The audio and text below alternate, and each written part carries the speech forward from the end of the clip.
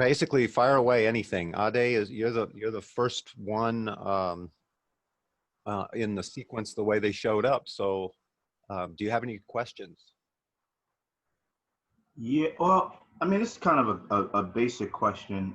What do you, for instance, like in some of your material, would you suggest stick with it, get to the 100% speed? Like, for instance, if you know it, Right. but maybe you're not at like 100% speed. Maybe you're at 85, maybe you're at 80, and getting to that next level might be a little tough. Would you suggest continue at it, moving on to the next thing, or just stay persistent and just get to 100% speed because it will show up in the next chapter? That's a good question. It's asked a lot, and to answer it, the real answer is it depends. It depends on what we're talking about. So on the one hand, we want to develop a technique, a good all-around technique that allows us to play music. And the point of good technique is to play music well. So it depends on the goal. There's a long-term goal. We want to play better, and you want to be able to play, probably faster. That's a component of being able to play better. Now, as you move toward that goal, most of my materials are designed with that is the goal. And so I've created studies which are musical examples that move you toward that goal. Now, so there's a short-term goal and a long-term goal. The short-term goal is to play that song or that solo or that lick or that exercise. And the long-term goal is, of course, to improve your playing overall. So how I want to answer that is I want to say it depends on where you are and what kind of example you're talking about. If you're talking about, I want to play this song or this solo, then what we really want to make sure is that that song or that solo is within what I call striking distance from where you are. In other words, if your technique is at a level and you're only 50% of the way to being able to play that example, then there's probably no way that you're going to reach 100%, right? But in terms of the long-term goal, that's kind of irrelevant. What really matters is that you take the next step. You take a step up and you take a step forward. Now, one way that we can do that is by making sure that excuse me. Sorry. And how we can do that is we can make sure that the example that you're trying to play ideally is at the right level for you. So for example, if you're a beginner and you're jumping into speed mechanics and you're going to try and play an exercise, well, clearly you're not going to be able to play that lick at 160 beats per minute. It's not realistic to where you are. Can you still use the principles in speed mechanics? Well, to a degree, you could supplement what you're practicing with some examples and build them. So this is why my answer is it depends. It depends on where you are and what you're trying to play. So can you give me a little bit more specifics of where you are? I presume you're probably talking about speed mechanics examples. Is that right? Well, yeah, I mean, it's a general question but they all tie in. So for instance, let's say if it's a specific, so let's say it's I don't know, let's say it's Metal Guitar 1 or something like that, lead 1 or lead 2 or whatever the case may be, and let's say you're playing the solo clean. You got it clean, and it's at 85%. Maybe it's a speed run that you may not be able to play at 100% yet. You can play it at 85%. You can play the whole solo. You know the solo without even, you just know it. Right. But just maybe, so that's what I'm saying. Like, could you just move on and just continue to work on your technique, continue coming back to it? That specific question is, you're at 85%. probably what's going to happen in a piece of music like that is most of it you can probably play at that speed or even faster, but there's probably one or two spots that are what I call the breaking points that are troublesome. So first of all, what I would do is I would notice what spots are breaking, isolate those, develop a bunch of practice, a bunch of variations of exercises, work on those, and shoot to bring those up a notch. Now, maybe a notch for you is to go from 85% to 90%. Just get a little gain and then move on and move forward into the next one. If you're close, if you're at 85%, take a little gain and move on. You don't have to get it at 100%. Otherwise, you're going to get stuck. Here's what happens when you start playing the same examples over and over and over too much.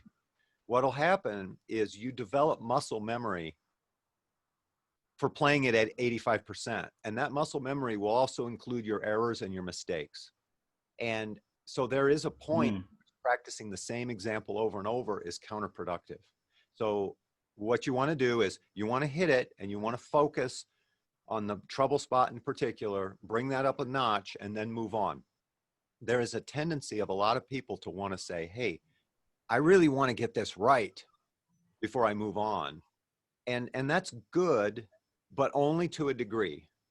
And then the truth is that we don't all improve. You don't like say, okay, I am going to master my legato technique and it's going to be flawless and perfect and fast. And then I'm going to master my picking technique. And then I'm going to master music theory. And then I'm going to, it doesn't work like that. You see every area of playing music, they're all interwoven. And improving one thing actually improves all things. So that's the reason what we want to do is take it what we can, you know, a notch, move forward, and that's totally okay. But after you move forward, you might want to come back after a while. Let's say you move through, to use the example, you're in metal lead 1 and you move up through example, you're working on chapter 4, okay, the solo number 4. It's quite a bit harder than solo number 2. So yeah, you're working on it with most of your time, but every day or two, you might come back and hit 2 again, just as a warm up or a refresher, or maybe you won't play it for a couple of weeks, then come back and hit it. Or maybe you go all the way through volume 1 and then you come back and then you try to take it from 90% up to 100%. So you can always cycle back and take it the next step. Okay. Is that perfect? Cover it? Yeah, that's great. Awesome. Okay. Thank you. Sure. Yanis, you got Yes. questions and thoughts? I have one specific question. Can you hear me? Yes. So I am playing scales, and the question is about picking technique. Okay. Sometimes I catch myself in a thought that I can play twice faster if I'm picking starting from downstroke, upstroke. I mean. Okay. It's like every time in a book it's written, then you have to start with downstroke, da da da da, and every hit note is down. But sometimes ascending scales from the high E string is, for me, it's much easier, and I can play even faster if I'm starting with upstroke. Okay. Is it okay, or I have to correct my picking? Because I'm at slow speed, and I am comfortable also with the correct picking technique. So that's the question. Okay. Let me unpack that a little bit and kind of back up. Because in a sense, how your question strikes me is, should I stick with what I'm doing that I do well and continue with that and improve that, or should I dial it back and make sure that I can work on what's a weak spot? And so those are principles like, can I improve my strengths or should I improve my weakness, is in a sense what you're asking. And of course the answer is that depends. It depends on a lot of things. It depends on what that weakness is.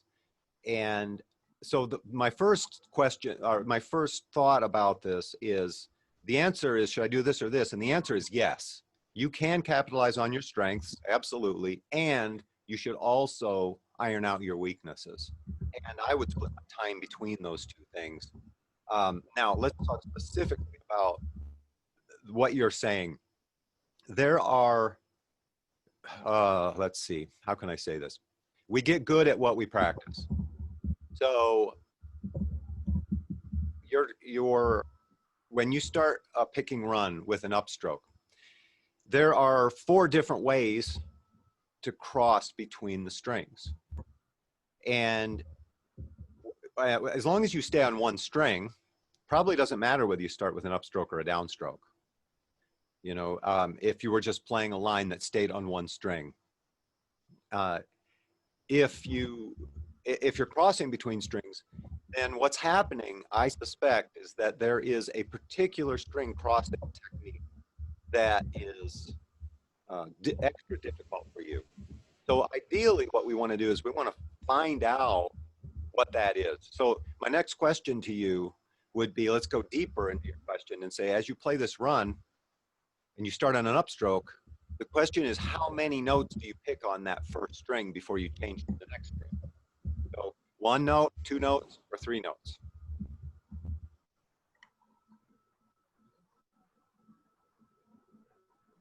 I'm not sure I understood a question. Okay. It's like I always play four notes. Oh, okay. You're gonna.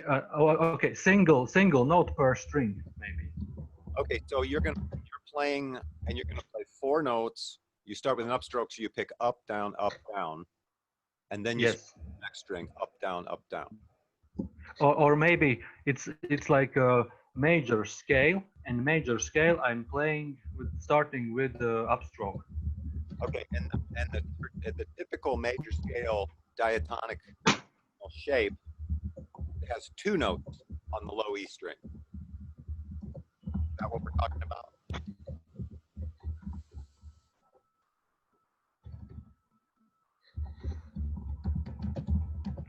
It was a question. I'm sorry. Yes. So the positional shape of the major scale. If you, in most cases, the shape I'm thinking about, the most common major scale shape, starts on the low E string, and there are 2 notes in that pattern. Second, Yes, I know. is that what we're talking about? Yes, I guess so.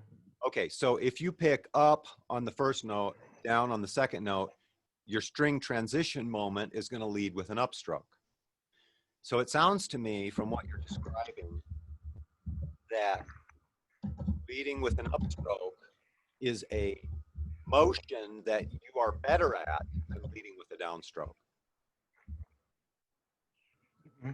So now that we've identified what the actual issue is, we've identified the strength and the weakness. The strength is leading with an upstroke, weakness is leading with a downstroke. So now what you probably want to do is go ahead and do some licks leading with an upstroke, perfect your strength, and also work leading with a downstroke. Here is a reason why you need to work on the weakness. As you go to play, in a rhythm context, your downstrokes have more power, and your downstrokes are oriented with the groove. When you go to play lead guitar, your downstrokes, if you keep that technique where the downstrokes are connected with the pulse and with downbeats, your music, your playing is going to be integrated, and your groove is going to continue and remain strong. You need just as much groove to play lead guitar well as you do to play rhythm guitar. So if you have a good rhythm going on and you jump over into a lead melody and you can maintain that, I think that that's a better way of being consistent rhythmically. And having good rhythm as you play lead is a component that you want. So yes, I think you do want to develop that weakness and make it better. On the other hand, your leading with an upstroke is 50% of this cross string motion, and you do want it to be good. Now, one of the reasons that that might be happening, it might be your pick tilt. I used to play, when I first started playing guitar, and I didn't have anybody to show me anything, I started with one of these old, this was long before we had any kind of rock guitar instruction, or there was no metal guitar books. Well, there wasn't any because, as far as I know, I actually wrote the first one. So before that, I was learning using these basic guitar methods. Mel Bay, Alfred, Hal Leonard, Guitar Book 1. And they are teaching you how to read the staff, and they're playing the notes. And the first notes were on the first string. So I started picking it with an upstroke. Well, I played for a year or two like that. Everything was picked with an upstroke. So that changed my picking angle, and I got used to picking with upstrokes. I'm still better at picking with upstrokes than downstrokes. And so much like you. And in order to lead with the downstroke, what you want to do is tilt your pick so that the top of the pick, as a, hold on. Oh, they just told me they removed my 40-minute limit. That's nice. Cool. So we can go to, you guys are pretty well, get everything answered. So as you look at the pick, as it touches the plane of the strings, the tilt is the top of the pick down toward the floor, or is it up? So up would be a backwards tilt, which would be for like up sweeps. Downward tilt is where you want to be for general playing, but not a lot of tilt, just a very, very slight amount. That's going to favor your downstrokes. And by the way, if you want to favor downstrokes, that last one that I put up, that last lesson, I pulled that out of a new project I'm working on, and it's really good for downstroke picking. So, I mean, work on that. And you're probably going to find that that's difficult for you to get to a high speed. Don't worry about a high speed. You are where you are. You know, take it at the speed that you're at. All right. Does that pretty well give you some idea around it, how to approach it?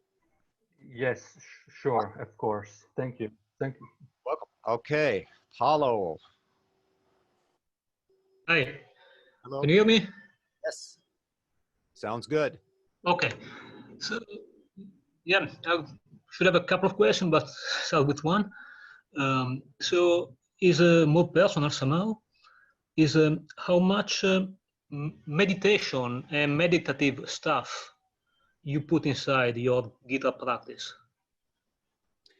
What I put, how much meditative, can you describe what, well, of course, I mean, I'm interested in those sorts of things, and I do those sorts of things, but can you tell me what you mean more specifically? Okay, So we're on the same I page. mean, okay, I mean, somehow by intuition, it seems that you do something like that.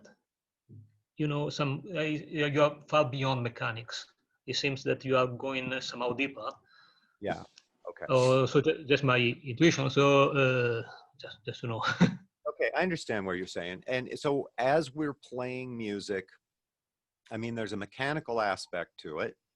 And at some point, what we really want is we want those mechanics to become muscle memory, so that we don't have to concern ourselves with the playing of what we're doing.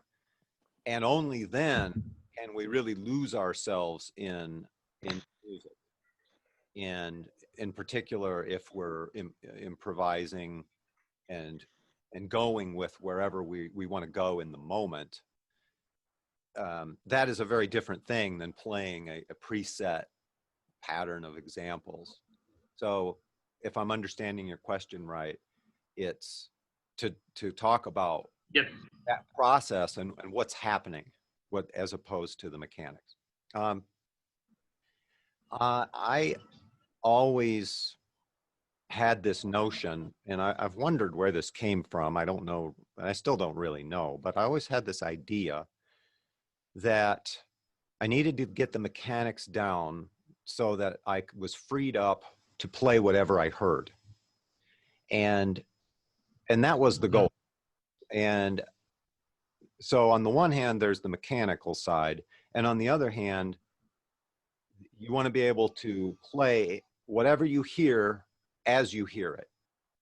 And now we're talking about the musical imagination, or whatever you want to call that, or the inspiration, and how to move with that in real time.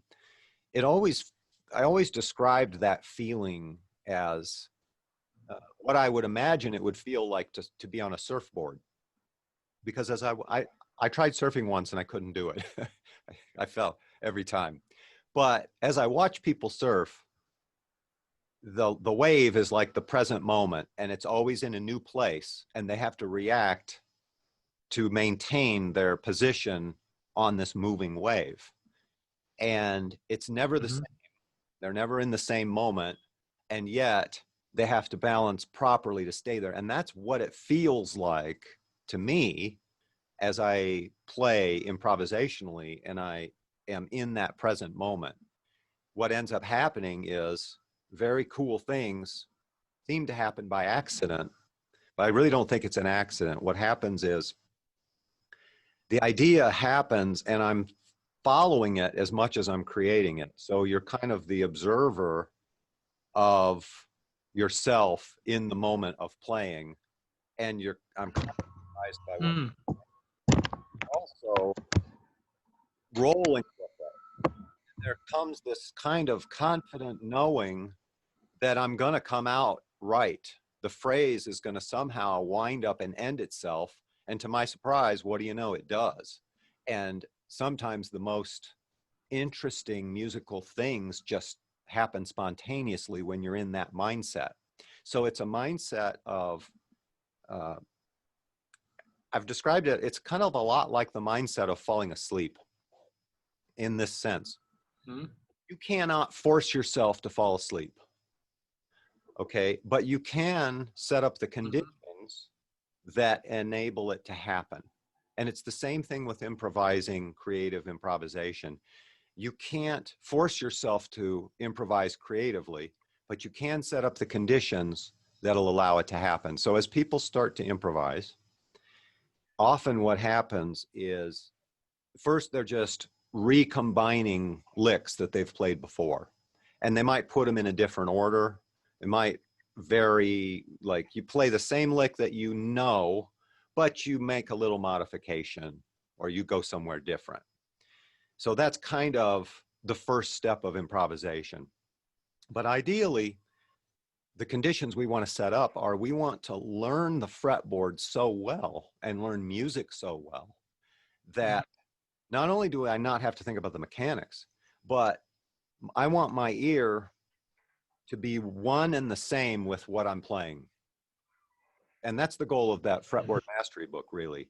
It's laying out the fretboard and developing your ear so that as you're playing, you can sing what you play as you play it, even though you've never played it before. Not that specific combination of notes.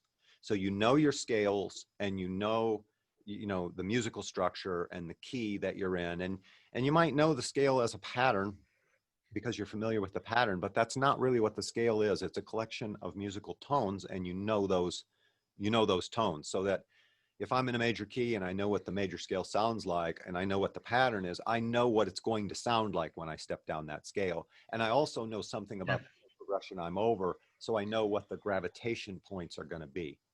So it's kind of a combination of that preparation with freeing it up and just allowing me to go where I go, and then it works. So there's, I don't know if I'm really answering it all that well, but sure.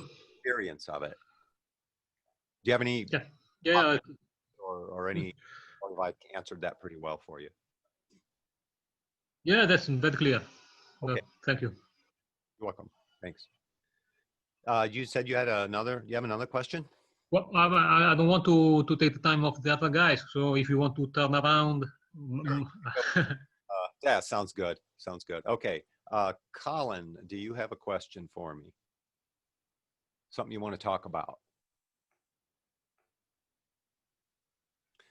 I think maybe Colin fell asleep.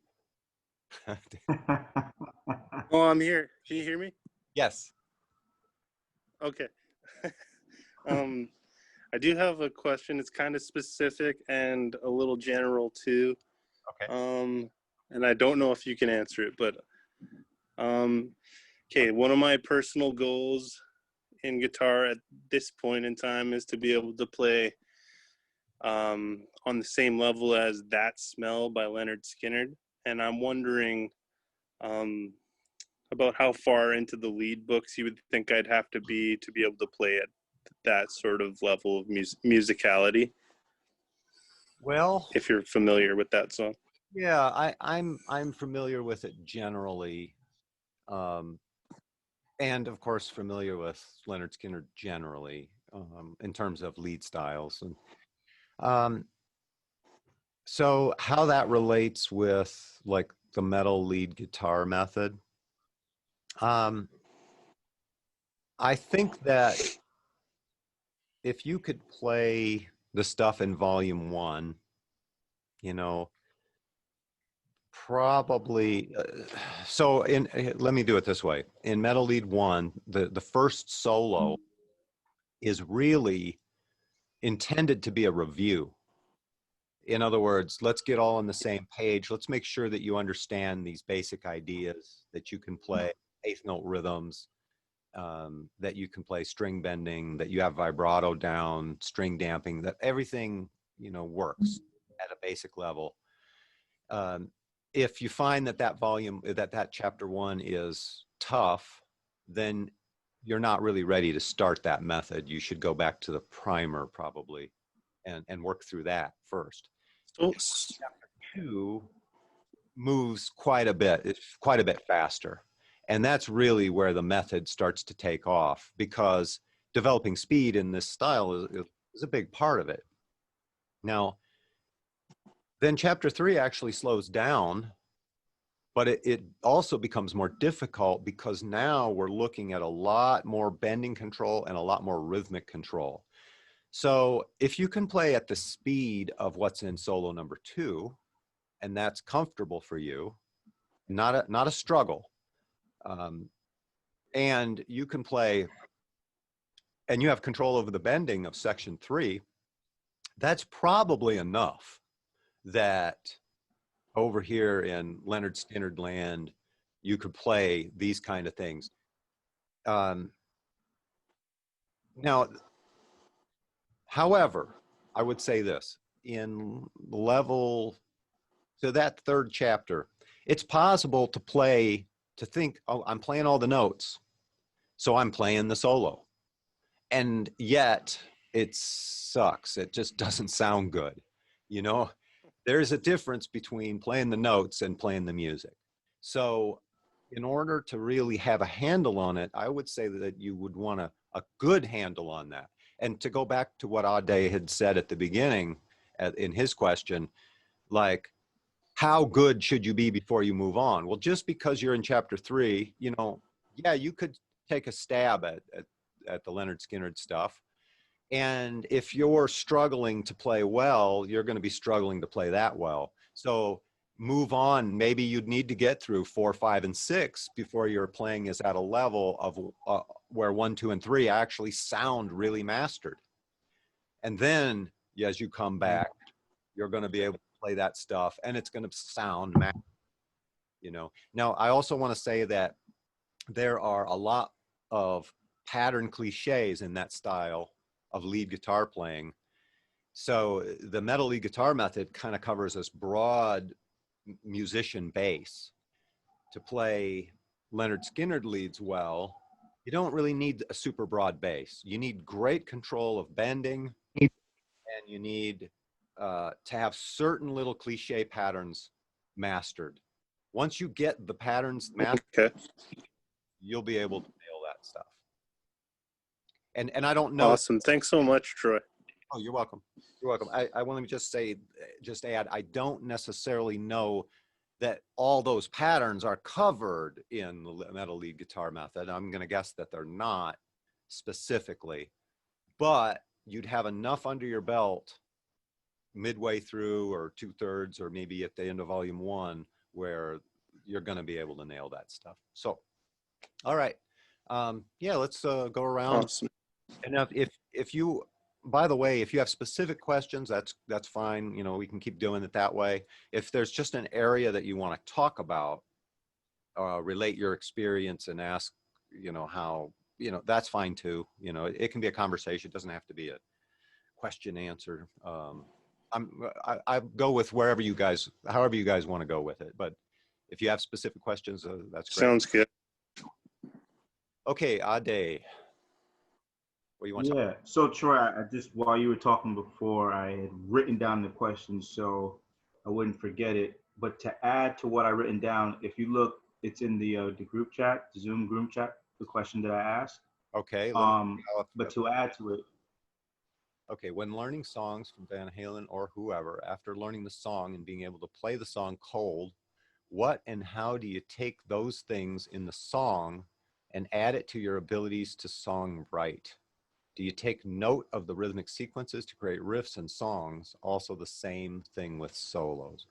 So you learn a song. and just to well, hold on, just to add to that, because along with like things like hard rock and metal, which I'm very much interested in, I also am super interested in the blues. So I'm just wondering, with the question that I just asked you and all of that, like, yeah, how do I just create this thing and be like, okay, I know all of these songs. Now, how am I writing these riffs? Where, what angle am I coming from? So Yeah. yeah, go right I ahead. think it's a great question, and it's a hard question to answer because I think that different people do it differently. And I think that most importantly, you want to find out what works for you. So what I would suggest is I'll tell you what I do. And I would also say that you can, let's see, let me think of the best way to answer this. Okay, well, let me start with what I do. As I'm going to write something, what I like to do is I like to start with I mean, there are so many, I could just start writing riffs. Okay. I could play in 100 minutes, I could play 100 riffs. The question though is which one is worth, what do I want to write? Which one is worth writing? Because it depends on what your goal is. If the goal is let's write something that is groundbreaking, that I really feel emotionally I'm connected with, and I'm artistically expressing something that is important to me that I really love, well then let's make sure that it's a riff that's worthy of, you know, developing that song. And how do I decide that? Well, I decide that because there's something about that riff that strikes me as unique, it's distinctive, and it's something that I feel I resonate with. There's something in me that is in that riff. Now, not all riffs do that. And just because it doesn't mean it's not a good riff or it couldn't be a good riff, but it's not a riff that I really care to write. Now, that's my preference. But on the other hand, if I'm writing, let's say I'm writing a musical study. Well, the purpose for the musical study is to develop a certain technique.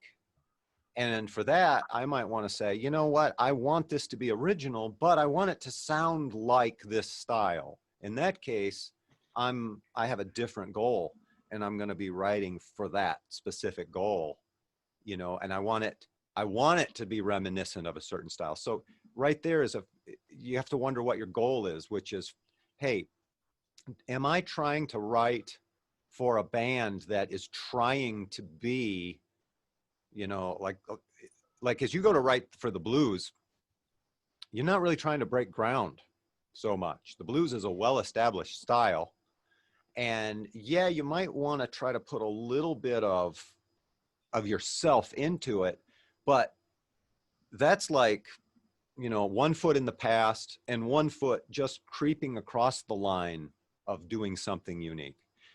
Or if you're saying, you know what, I'm in a hard rock band and we want to sound like 80s rock, but we want to do original music. Okay, well, there's again 1 foot in the past, and you don't want to step into too much new musical territory. You want to sound like that. Maybe it's enough in order to make your music sound unique.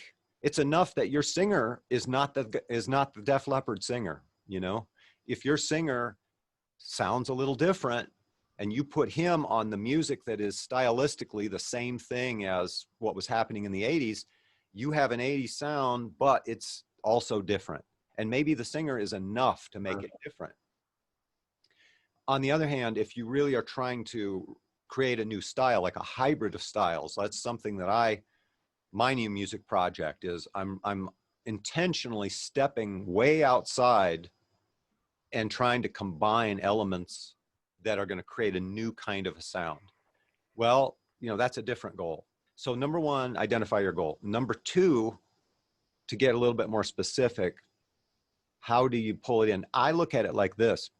Every single way of writing, I think, is like a tool. It's a handle on how I might create a new riff. How I might do that. Well, you might turn on a drum machine and just listen to a groove and feel what kind of feels cool to you. Or I might just sit and in my head just listen to the sound of what it is that I want to create.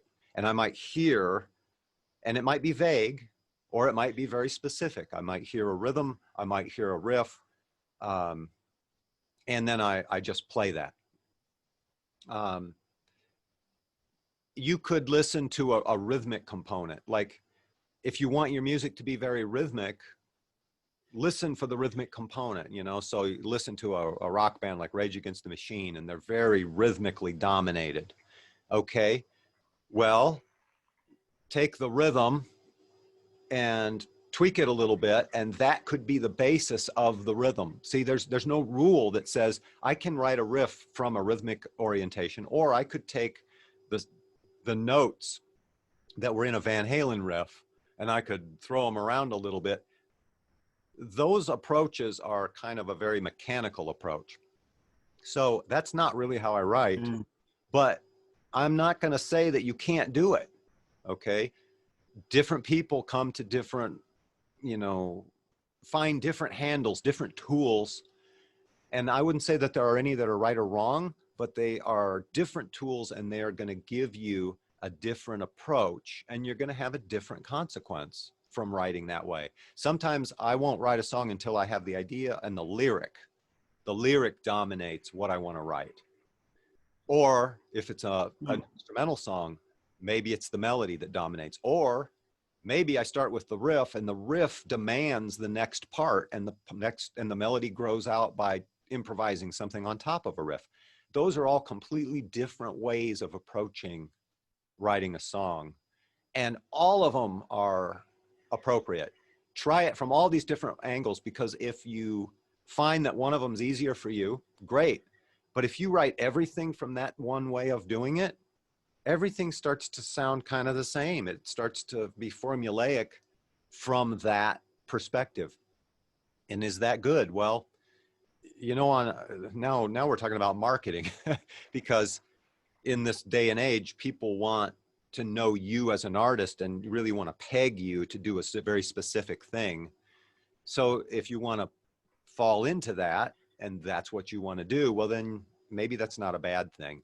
I don't like that. I don't like the limits and the boxes. And so what I like to do is I like to write from different perspectives. And on the one hand, that's great because it ends up creating music that is much more diverse.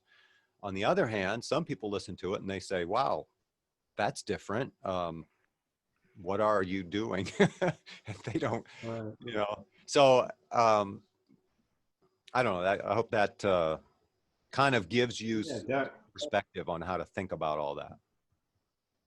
Yeah, very, very much so. A small thing is there any way to be able, like on this platform, if you could show us the because you wrote a book that's out of print, I guess, which was I think it's Yeah, how to songwriting. write. Yeah. Yeah.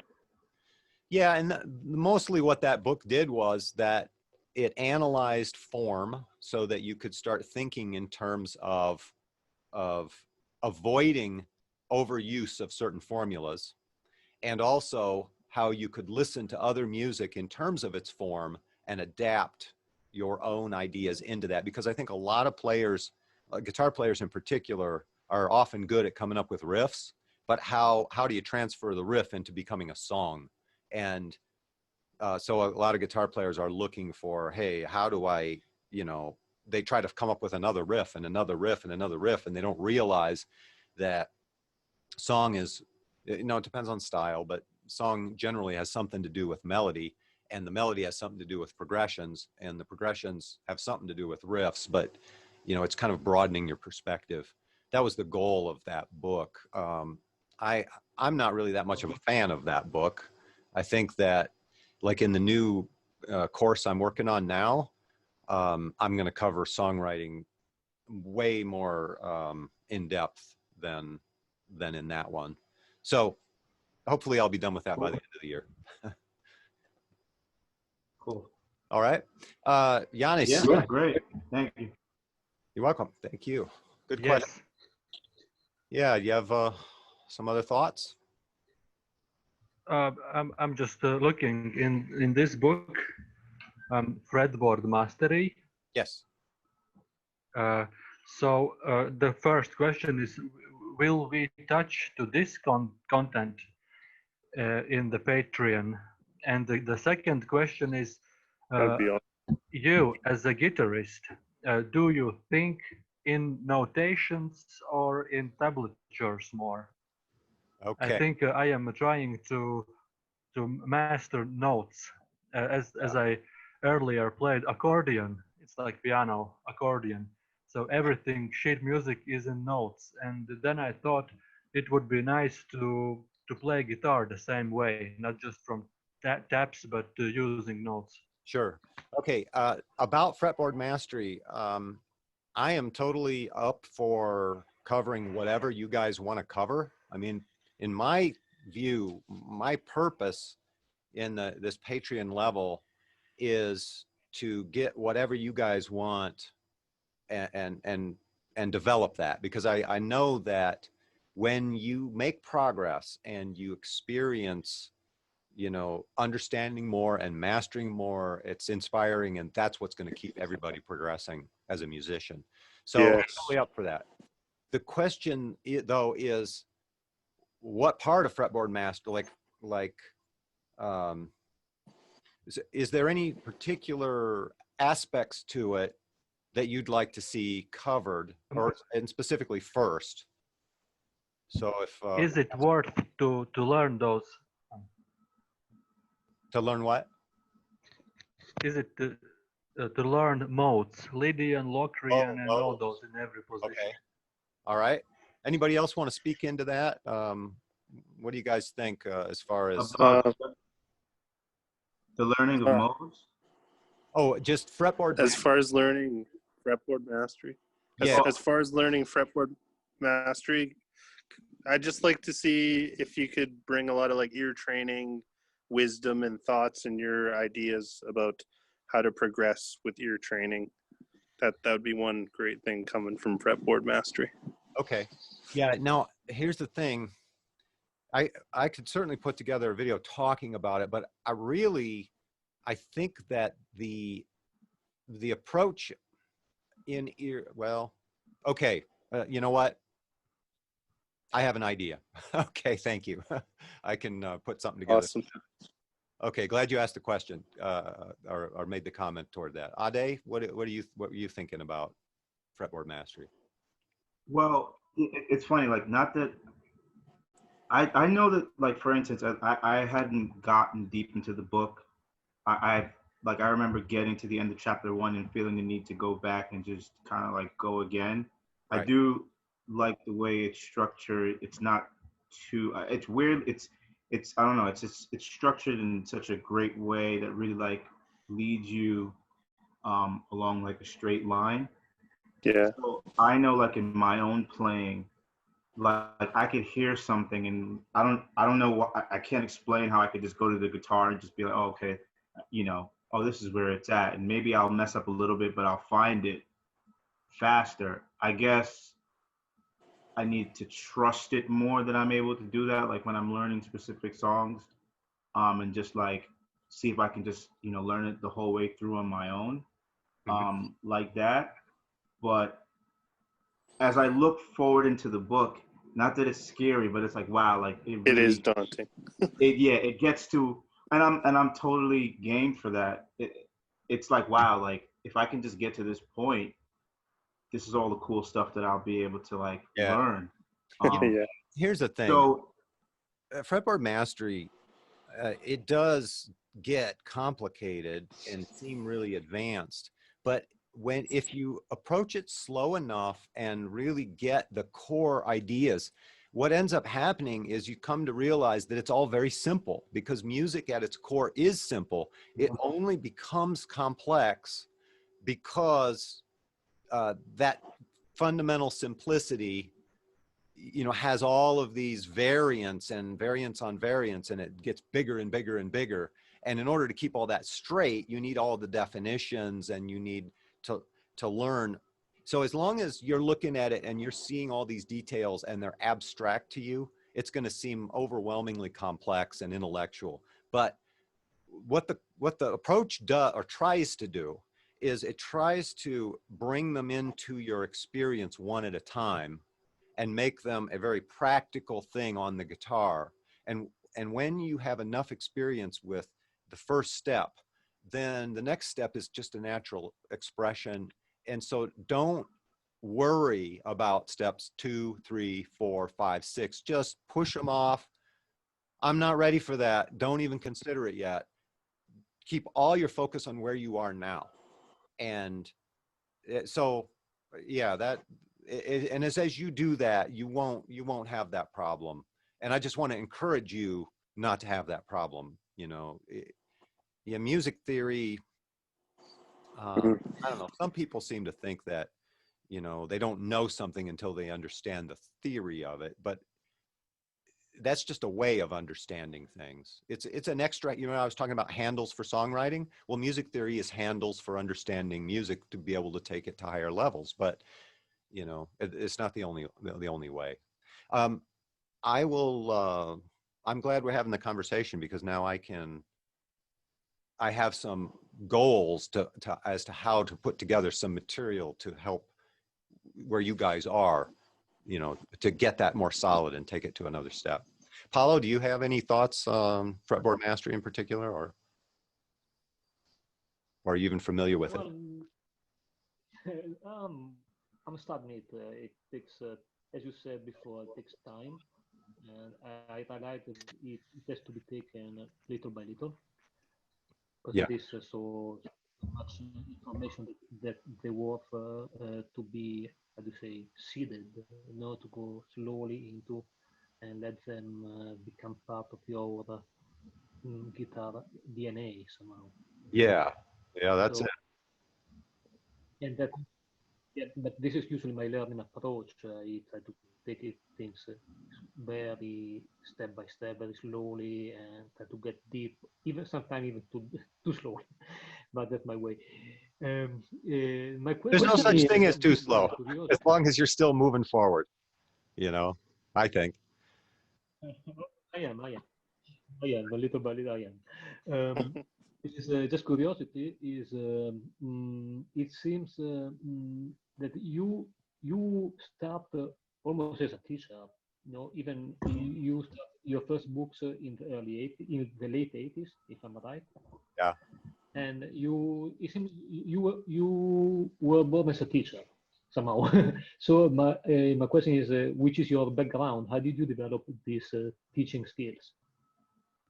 Um, well, I never sought out to be a teacher. I just was a guitar player, and was writing music, and that's what I felt like. I was trying to perfect my technique, and then I started teaching just because I needed money, and playing in clubs or whatever wasn't cutting it. So I started teaching, and apparently it was something I was good at. I was able to convey my experience and organize it and communicate it. I never tried to learn how to teach. That was all just something that came naturally, and the ability to organize it in a book or a method. Um, I don't know. For me, I actually never really liked writing books. It's hard work to write a good book, and it takes a lot of time. It's much more fun to write music. So, um, but for me, every time I just fell into the right opportunity with that skill set or talent, whatever you want to call it, I fell into the right opportunity to be able to make use of it. And then everything in the educational world just worked out. I had more opportunities. Everything in the music world, just the opposite. Everything backfired, even when everything looked like it was fine and we had the record label interest and everything, something always fell apart. And that's life, I guess. It was kind of weird, but that's how it worked for me. I want to get back to something Yannis said. He was asking about how I think in terms of notation versus let's see. Well, it was note versus what? What was Tablatures. Tabs. What was it again? Tabs. Tab. Oh, tab. No, I don't think in terms of tab at all. I do see. I think in terms of the abstract structure of music as it applies on the fretboard. So I think in terms of the fretboard shapes, and that's really what fretboard mastery gets to is it says, hey, here's the shape on the fretboard, and here's the abstract musical structure that results in that shape. And these two things are the same thing. And when you see the same thing, and then that abstract structure of music gets applied through the fretboard, now the fretboard becomes more than just a shape. And now I can see all of the intervallic relationships between the notes. So that's what I see, but that's not the end of the story, because every intervallic shape, so the shape on the fretboard, the abstract musical structure, and the sound are all the same thing. The shape reflects the sound is reflected in a shape. So I think in terms of the sound, and the sound has a corresponding shape, and that shape reflects the structure of music. And so those things are really one thing in my head. And that's why if I hear you play a lick, I can play that lick because I know what it sounds like and I know what that is on the guitar. And if I hear a melody in a soundtrack on a movie, I can go home and I can play that melody. And if I hear an idea in my head, I can play that one. So, and that's very effective, a very useful thing when you go to want to start writing music, because now instead of like hunting for notes, what should I play? Well, let's try this. And no, is that good? No, let's change it. There's a million options. Well, instead, what happens to me then is I'll think, I hear a riff or a melody, and I'll play it. And if I hear it differently, I'll play it differently. And it's already right, because it's, I guess I'm coming from this perspective, which comes back to something Paulo was talking about. I come back to this perspective that says, hey, it's all about me being the conduit for the music that I hear and I express. So I kind of have this prejudice that says, hey, if that's what I heard, then I want to be true to that. If why did I hear that idea? Well, because that's my interpretation, or that's part of me. And I want to be, I want to express that. But that's my choice as an artist. You know, if I were hired to be in an 80s band, I wouldn't necessarily see that as my role, you know? So it depends on what the goal is, really. But anyway, that's my answer to the, and to me, music notation is being able to read music notation is just a means of a language. It's a means of being able to effectively learn new music. However, if you understand notation at a deep enough level, you know, like the guys that were creating, you know, Mozart and Beethoven, these guys that were, you know, keyboard masters and also writing, at a deep level, the notation becomes an equivalent of the musical structure. So again, that's just ultimately, it's another way. There's a point at which all these things join. And I guess what I would say is that ideally, you would learn how these things all become the same thing. And when you create from that level, you can do anything you want. Can I ask you a question? Kind of piggybacking off your last thing. But like I don't want to skip Paulo though.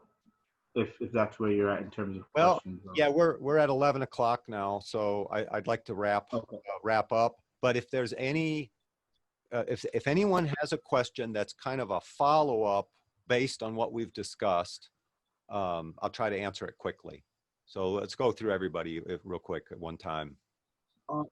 Just in terms of the rhythmic notation, are you at a point, or even like in your early days of playing, where you understand the rhythmic? Let's say, for instance, in a solo, you can understand the counting and stuff like that. But is it after a very short while that you're not counting anymore in your head, and you got the feel of it, and you just kind of just know the pulse of it internally, where you don't even have to really count it in your head? Yeah, you don't count anymore. When you're still at a stage of counting, you know, that's a stage, and it's useful to do that. But at where you ultimately want to get is the ability to feel and play groove, which means groove is being able to physically feel and express pulse at the same time that you're playing, so that pulse drives your body physically, and you feel phrase length and you feel the ends of a phrase. So really that's where you want to get. Now, the ability to understand rhythmic notation is like, well, that's useful because like sometimes, like if I have an idea and I don't have a guitar on my hand, I might jot down the notation of the rhythm real quick and just put a few, you know, this is the tonic and this is, you know, flat 3 and that's flat 6. And then I know that riff and I've written it down, and it only takes like 5 seconds. So, you know, that's part of it. But really it's about groove. The ability to play is about groove, which is that. Giannis, do you have anything else to hit real quick? Thank you. I'm fine. Okay. Nothing to ask anymore. Nothing to add. Okay, sounds good. Paolo, any other thoughts? No, if we are out of time, no thought. There's just curiosity, metalhead curiosity. If in the past any major band ever contact you to join them somehow? I'm sorry, I didn't catch all of that. In the past, what? Curiosity. If any of the major band in the metal scene, and they did ever contact you to join them? The beginning. Metal bands? I guess a few things had from time to time. No, usually it's people that are in bands that are just saying, "Hey, I used your materials, and you know, this, I liked this or that," or you know, and sometimes I would meet, you know, the people or whatever. But yeah, as far as opportunities, like I said, for some reason, opportunities to play live have been few and far between for me. So I end up just recording and that kind of thing. Yeah, not really. So it's a weird thing. Colin, any final thoughts, questions, comments? Hey, yeah. I just want to start by saying thanks so much for your instruction and these nuggets of wisdom you're giving us. But for the fretboard mastery thing, in terms of like the sequence of going through that book, I've gone through the first chapter a couple times, and the second chapter I've gotten to about the modes section. Okay. I'm just wondering if it's okay to not go through the entire second chapter of like additional scale stuff and go to chapter 3 on the structure of music, if it'd be okay to like begin that section before completing section 2. Yeah, you can, because what that You know what I'm saying? the completion of section 2 is about applying what you've learned across the rest of the fretboard, across the higher strings and that kind of thing, and then looking at how these positional shapes relate to the fundamental musical structures. So if you skip all that, you can skip it just sort of trusting that you understand the overview, that that's what it accomplishes. And so there's going to be a hole in your knowledge of that. But if you want to move forward into the structure of music to understand how what you do know applies in a more global sense about what's making music move and how that works, yeah, you can certainly do that. But just understand that there's going to be a hole in your knowledge of application or why all the patterns look the way they do. And at some point you do want to come back and cover that, but you can mix it up. Yeah. So yeah, it wouldn't be the worst. Awesome. Yeah. In fact, if you get stuck somewhere, like you're stuck because you can't really master all that, that actually might be a really good idea to move forward and let that other stuff sort of simmer in your familiarity, and then move forward and understand, learn more about the structure of music, then come back to it and iron the rest of it out. So All right, I think we'll take better pro. Okay, guys. Thanks, Troy. Thanks for your questions. Good questions. And all right, so let's move forward. I've got some stuff coming up next week. I want to put some more materials up. Maybe I can get to the fretboard mastery thing sooner rather than later. But yeah, I'll get some more materials up here, and we'll keep moving forward. All right, guys. Thank you. Awesome. All right. See you, everybody. Thanks, guys. Take care. Hello. Bye. Hey.